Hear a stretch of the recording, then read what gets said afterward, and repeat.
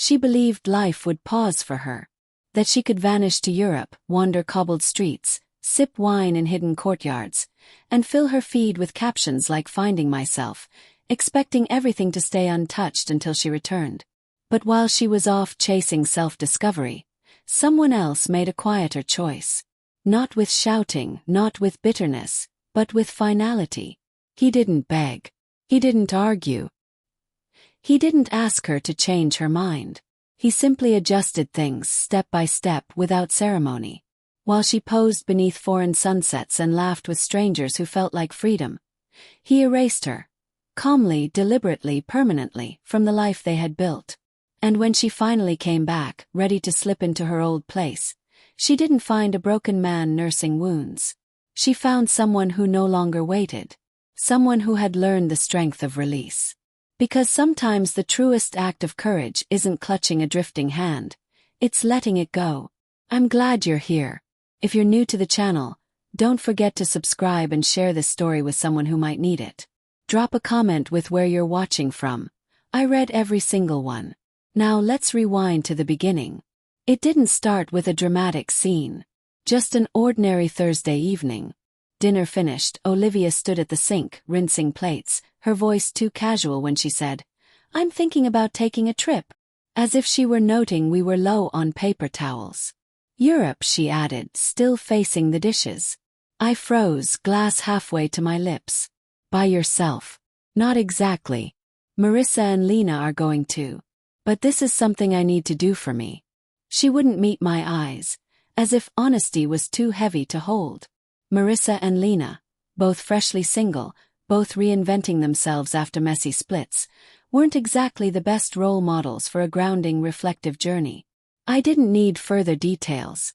I knew what this meant. "What do you expect to find there that you haven't found here?" "Yes." She dried her hands, finally lifting her gaze. "Ryan, I've never done anything just for me. I went from my parents' home straight into building a life with you. I need to rediscover who I am. We'd been married 4 years, just bought our first house. We had a roadmap, or so I thought. But now she was asking for distance. Space. I repeated. Space so you can figure out what you want before what? Before we actually settle. Before it's too late for a soul-searching holiday with Marissa and her latest yoga crush? That's not fair, she shot back. Which part? The trip, or the fact you made this decision on your own? She let out a sharp breath. I knew you'd react this way. That's why I almost waited until it was already booked before saying anything. That's when it clicked. This wasn't a request. It was a declaration. Her mind was made up. She left the next weekend. I didn't fight it. Didn't try to stop her. But the same night her flight departed, I made choices of my own. Quiet ones that would reshape everything. I drove her to the airport, not from sentiment, but to keep control of the story. She wouldn't be able to claim I made it hard for her. She looked effortlessly polished. Linen blazer, oversized sunglasses, a suitcase worth more than my first car. You okay? She asked when we parked. I'm fine, I replied, cutting the engine. You have your passport. She nodded, then hesitated. You're being awfully quiet. You're flying off with 2 women who treat relationships like disposable trends. And you're surprised I'm not talkative? She shook her head. This is exactly why I needed space. You always twist things. This isn't about cheating. No, I said, but trips like this open doors that should stay closed. She rolled her eyes, stepped out. I pulled her suitcase from the trunk. She kissed me lightly on the cheek, like a distant cousin, not a wife. I'll text when I land. You don't need to, I answered. Her face tightened. What's that supposed to mean? It means go find whatever you think you're missing. Just don't pretend this is about us. She didn't reply. Just walked away. That same afternoon I made changes. I wasn't staging a scene, but I refused to keep pretending. I opened a new bank account and rerouted my paychecks. Cancelled the fall trip we had booked and made sure the refund came to me. Updated all the billing on our shared accounts. Not a breakup yet, but no longer business as usual. By day 4, her first Instagram post appeared. A wine glass on a patio table, cobblestones in the background. Caption, Lost in Lisbon. Finding clarity. Lisbon hadn't even been part of the original plan. Then came Seville, Milan, Nice. The itinerary had unraveled into a rail pass free-for-all. Every post screamed detachment. Painted plates, rooftop sunsets, sandy toes on Mediterranean beaches. Olivia laughing with Marissa, twirling under fairy lights, sunglasses hiding more than her eyes. But then one picture froze me. A group shot. Olivia, Marissa, Lena, and 3 men I didn't know. One man's arm circled her waist. No tags.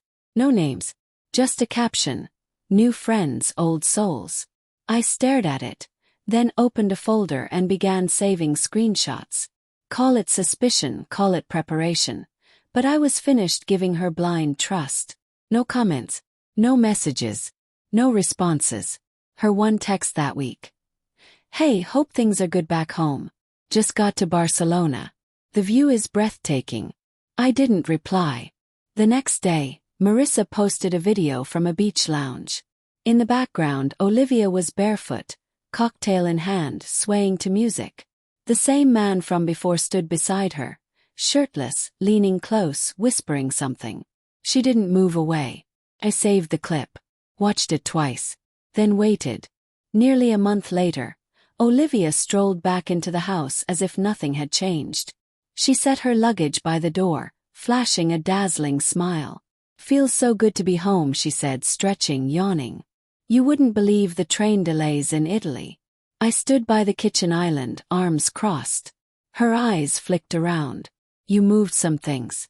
I had time, I answered. She leaned in for a kiss. I turned slightly, letting her lips brush my cheek. Her smile faltered. You're upset. No, I said calmly. I'm back. Isn't that what matters? She asked with a nervous laugh. Okay, I know how it might have looked, but it wasn't what you're assuming. We just needed space, that's all. Looked like you found someone to share that space with, I replied. She hesitated. So, you saw the posts. I saw more than enough. Oh, Ryan, you know how it is. People end up in the same frame. Doesn't mean anything. You weren't wearing your ring. She winced. It felt safer not to. We were tourists. You know how standing out can attract attention. I said nothing. She turned, unzipped her suitcase, and pulled out a small Vespa keychain. I got you this. Thought of you when I saw it. You always said you wanted to see Rome. I placed it on the counter, then opened a drawer and handed her an envelope. Inside were bank records showing our accounts divided, documents for her share of the house, and a moving company's card. She stared at the papers like they were written in code. You're asking me to leave. You said you needed space, I answered calmly. I made sure you'd have enough. Her voice cracked. All this over one trip. No, I said, sipping my coffee. Over a choice. One you made without me. She sank onto the couch, shaken. It was never supposed to be permanent, Ryan. I just needed time to think. To do what? Yes. Flirt your way through Europe. Pretend you were single again. What did you expect to come back to? She looked at me like I was being unreasonable. You're blowing this out of proportion. You won't even let me explain. You had weeks, I said. All I got were pictures of sunsets and cocktails. I didn't sleep with him. But you thought about it, didn't you? She stayed silent. She didn't need to answer. You think not acting on it makes it harmless, said. You erased me the moment you boarded that plane. You wanted freedom, Olivia, and now you have it. But freedom comes at a price. Tears welled in her eyes. So that's it. Just like that. I didn't answer immediately. I walked to the closet, brought out the duffel bag I had packed for her, and set it beside the couch. You can stay with Marissa or Lena. You've got options. She stood trembling. You're really going through with this. I met her eyes. I told you not to pretend this trip was about us. You made your choice. Now I'm making mine. No yelling, no chaos. Just a heavy silence, the kind that lingers when something ends. By the end of the week, she was gone. Marissa arrived in her small blue hatchback to collect the rest of Olivia's things. She barely looked at me, muttered a short "hey," and went inside. Olivia didn't say much either. She moved through the house like a visitor, took photos off the walls, emptied drawers, and left behind a half-used bottle of shampoo, like she couldn't bring herself to finish the job. At one point she stopped in the doorway, watching me at the table. "This still doesn't feel real," she whispered. "It is," I said without looking up. "I thought maybe we could fix it when I came back." "You should have thought of that before you left me behind." Later, my brother Alex showed up with his truck. Together we hauled the rest of her boxes to a storage unit. He didn't ask questions, just helped. That night, I sat on the balcony wrapped in a blanket, sipping whiskey. The house felt different, quiet, yes, but not empty. The stillness wasn't a void. It was mine. I wasn't bitter. I wasn't shattered. I was free. Funny how she crossed oceans to chase freedom, and I found it without leaving home. 2 weeks passed before her number appeared on my phone. Unfamiliar, but I knew it was her. I let it ring. Then came the emails. "Can we talk? Just one conversation, please, Ryan." I ignored them. The next afternoon, I spotted her outside the house, arms folded, trying to look composed. When I stepped out, she walked up as if we hadn't just dismantled everything. "I've been trying to reach you," she said. "I know," I replied, locking the door behind me. "You moved on this fast." "I started moving the moment you said you needed space." She faltered, searching for words. "I made a mistake." I met her eyes. "No, you made a choice. You just don't like the result. I thought we were stronger than this." "No, Olivia. I was strong. You were uncertain." She recoiled as if struck. "You don't mean that." "I mean every word." She reached into her purse, pulling out a small black box. Inside was my wedding ring. I kept it the whole time. Never even wore it. Then it still traveled farther than our marriage ever did. Her mouth opened but nothing came out. I stepped past her toward my car. "So that's it," she called, her voice breaking. I looked over my shoulder. "You wanted freedom. Now you have it." I got in, started the engine, and drove away without looking back. It's been 5 months. We sold the house, divided everything cleanly. No lawyers, no courtroom drama, just quiet goodbyes. I moved into a smaller place near work. 1 bedroom. Simple. Peaceful. I started running again. Enrolled in a photography class on Thursdays. Funny how the missing pieces of yourself return once you stop bleeding out for someone who never would have saved you. Friends still mention her sometimes. Maybe she's changed, they say. Maybe therapy helped. Maybe. But I don't need to know anymore. That's what real peace brings. The freedom to stop wondering. I've heard she's been dating casually. Nothing lasting. Then one day she sent a final message. A photo of that Vespa keychain from Rome. No words, just the image in her hand. I deleted it without reply. What she doesn't realize is that I kept mine. Not because of her, but as a reminder that true love isn't about dramatic reunions or sweeping reconciliations. It's about staying. Staying when it's hard. When leaving seems easier.